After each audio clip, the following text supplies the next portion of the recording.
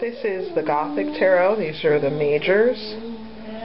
I got this deck because I like the gargoyles and the ghosts and the graveyard scenes. I like that kind of thing.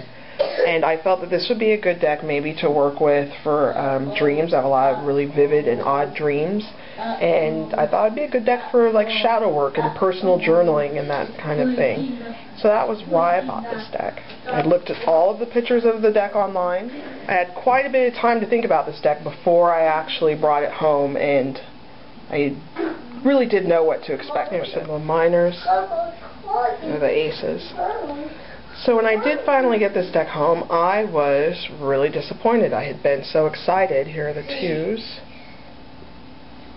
And I just felt that the people, although you can't see these in the minors right now, were really small and seemed very far away, and I don't know, I just was disappointed.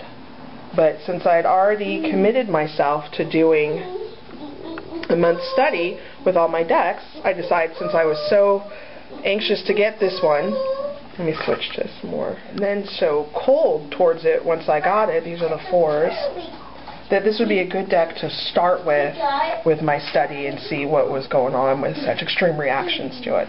And I had a really difficult time in the beginning. I felt that I had given up some of my favorite decks, not working with them, to work with this one that wasn't adding anything to my experience of working with tarot cards. And then I got the book, and everything changed. These are the sevens. You do the 7s, 8s, and 9s as a group. 8s. So reading the book and getting a better idea, because I knew that some of the artwork had already been created and maybe edited a little bit to fit whatever card he was planning on putting that piece of artwork on. That these weren't all originally created just to be part of a deck. And reading the book and getting some understanding of what the art meant to him when he made it, what it was about, and spending some time on the website for Monolith Graphics and for Nox Arcana, if I'm saying that right, the music. And this really is about Gothic literature, Gothic stories, Gothic atmosphere, not goth, but Gothic. And I like those kinds of stories, and here's some of the court cards, and you start getting into those little people. And that just made a real difference to me. I still wish that the faces were a little bigger, but I've gotten used to that. I've actually got some decks where the faces are so big I feel like I'm looking at headshots instead of tarot cards. And I ended up having a really good experience with the queens and kings. Hopefully I was able to get some of the music on the opening for this video.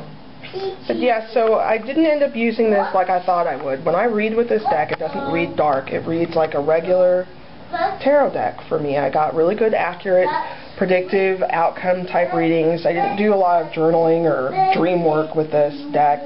It just comes off as a regular deck with really creepy vampires, and I love the gargoyles.